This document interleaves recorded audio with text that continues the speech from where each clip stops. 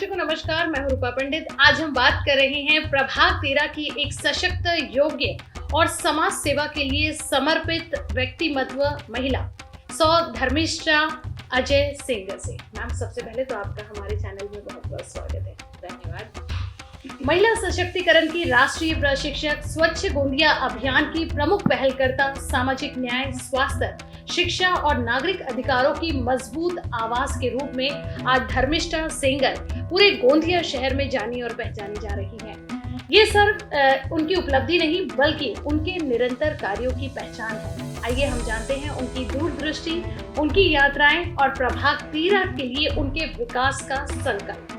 सबसे पहले तो मेरा सवाल यही रहेगा मैम कि जैसे हमने जैसे ही गोंदिया शहर में एंटर किया तो आपके बड़े बड़े बैनर लिए बहुत सारे लोग खड़े थे, जिसमें सबसे ऊपर की जो लाइन थी उस पर सभी की निगाहें टिकी थी कि धर्मिष्ठा सेंगर, कार्य ही मेरी पहचान है। तो ये रीज़न क्या है, मतलब कार्य ही पहचान के पीछे का रीज़न क्या है? देखिए मैडम, मेरा ये स्पष्ट रूप से मानना है कि हमारा जो जन्म होता है वो हमारे परिवार के लिए नहीं होता है। हमारे कुछ ऋण होते हैं। सबसे पहला हमारा ऋण होता है हमारे परिवार के लिए, उसके बाद दूसरा हमारा ऋण होता है जो समाज के लिए, और हमारा तीसरा ऋण होता है वो देश के लिए।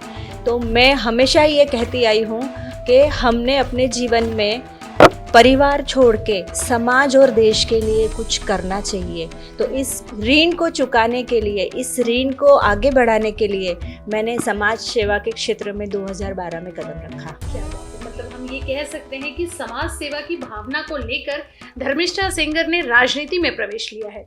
मैम, एक सवाल था मेरे मन में कि प्रभाग 13 में 3 टर्म से हम लोग देख रहे हैं कि राष्ट्रवादी की पार्टी जो है वो विराजमान थी। बावजूद इसके अभी भी नागरिकों की जो मूलभूत सुविधाएं हैं वो फुलफिल नहीं हुई है, और आपके रूप में एक सशक्त, एक स्ट्रॉन्ग कैंडिडेट जो है प्रभाग 13 में देखा जा रहा है। तो क्या कहेंगी, लोगों का भरपूर प्यार जो है आपको मिल रहा है? मैडम, कैसा है कि हमारा प्रभाग जो 13 है, मेरा राजनीति में आने का कारण भी प्रभाग 13 है।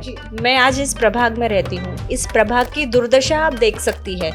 यहाँ पे इतना सशक्त नेता होने के बाद, यहाँ अच्छे होने के बाद में भी प्रभाग 13 का विकास नहीं हुआ है। जब मैं छोटी छोटी चीज़ों के लिए आवाज़ उठाई, जब मुझे ये देखा कि यहाँ पे सबसे ज़्यादा जल भराव का, यानी जो ड्रेनेज सिस्टम है उसका अभाव है। अब आप जानती है, ड्रेनेज सिर्फ ड्रेनेज नहीं होती है। ड्रेनेज सिस्टम अगर प्रॉपर नहीं रही और जल भराव रहा तो वहाँ मच्छर पनपते हैं। मच्छर पनपने के बाद में जो बीमारियाँ होती है उसकी बहुत लंबी लिस्ट है, और उस लंबी लिस्ट में मेरे प्रभागवासी कहीं ना कहीं सर्वाइव हो रहे थे। तो मुझे ऐसा लगा कि यहाँ प्रॉपर ड्रेनेज सिस्टम बनना चाहिए। मैंने उसके लिए जब प्रयास किए तो वो यहाँ के नेताओं को वो पसंद नहीं आए, और उसके बाद में मुझे और भी बहुत सारी समस्या हुई। तो मुझे ऐसा लगा कि अगर सुंदर स्वच्छ प्रभाग बनाना चाहते हैं, अगर आप लोगों के लिए काम करना चाहते हैं, तो आपको इस राजनीति में आना पड़ेगा।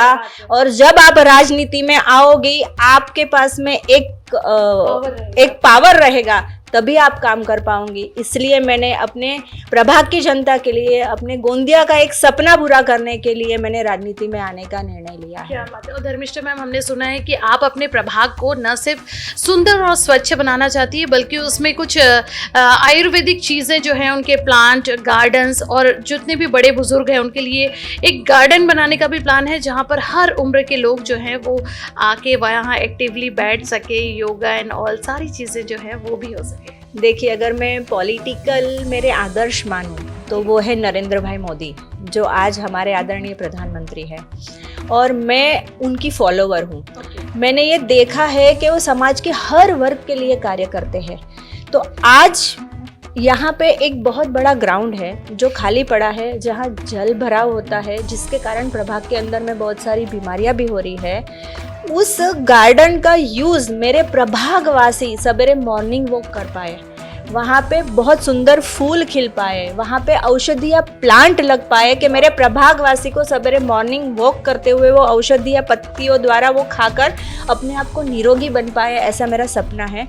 और साथ ही में मेरे युवा और बच्चे हैं जिनको आज आप हमारे प्रभाग में देखेंगे ना तो खेलने के लिए जगह नहीं है, तो इस गार्डन के अंदर हम उनके लिए खेलने के लिए एक स्पेस देना चाहते हैं। युवाओं के लिए लॉन्ग टेनिस का हम वहाँ पे कोर्ट बनाना चाहते हैं और जहाँ पे लोग खुश होके हंस खेल के बात कर पाए ऐसी जगह बनाना चाहती हूँ। इसलिए मेरा सपना है कि यहाँ पे गार्डन जरूर बनेगा अगर मुझे मेरे प्रभागवासी चुन के लाते हैं तो। क्या बात है, मतलब हर तबके के लोगों के लिए आपने कुछ एक प्लान आउट करके रखा है कि हमारे प्रभाग में महिलाएं हैं। हाँ। अब महिलाओं को आपको पता है कि उनको अपने मन की बात करने के लिए, थोड़ा घूमने के लिए, सहल करने के लिए, अपने स्वास्थ्य के प्रति जागरूक करने के लिए एक छोटा मोटा जिम होना चाहिए। तो मैं उस गार्डन के अंदर में जिम भी बनाना चाहती हूँ कि वहाँ महिलाएं आके खुले रूप से जिम का भी उपयोग कर पाए।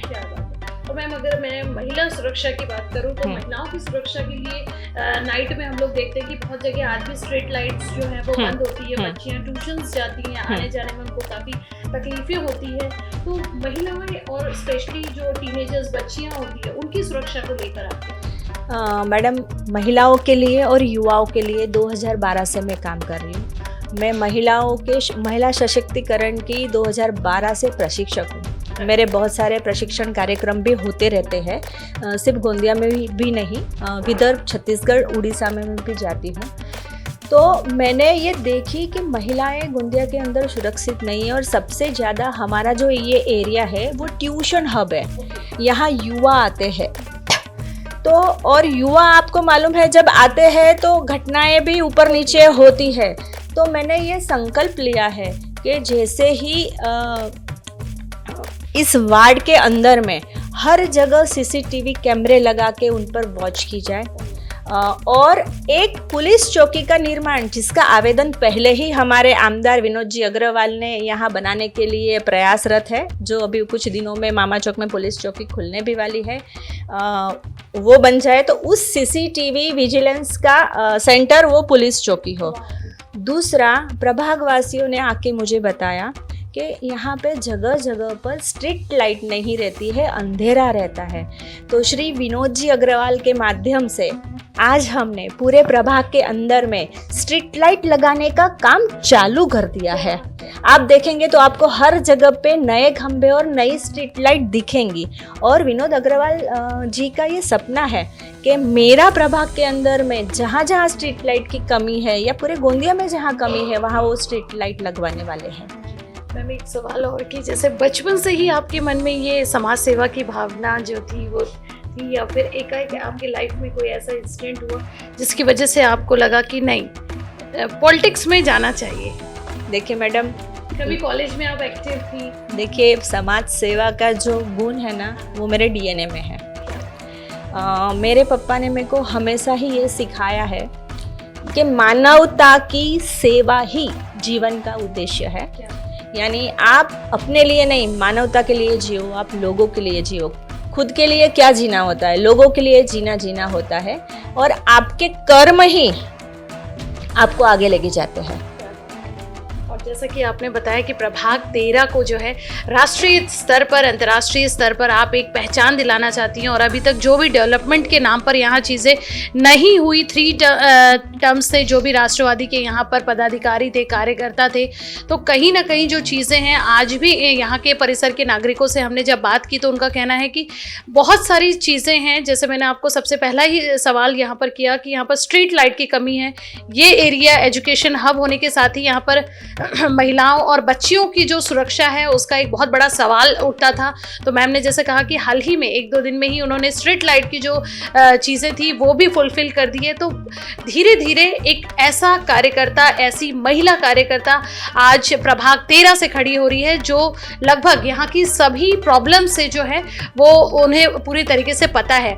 तो गोंदिया की भी जनता से एक रिक्वेस्ट है कि एक ऐसी महिला कार्यकर्ता जो है जो सिर्फ अपने लिए नहीं बल्कि समाज के लिए कार्य करना चाहती है, उन्हें चुन कर लाए ताकि वो जितनी भी प्रॉब्लम्स हैं, जितनी भी समस्याएं हैं, उन्हें पूरा करने की पूरी कोशिश करेगी।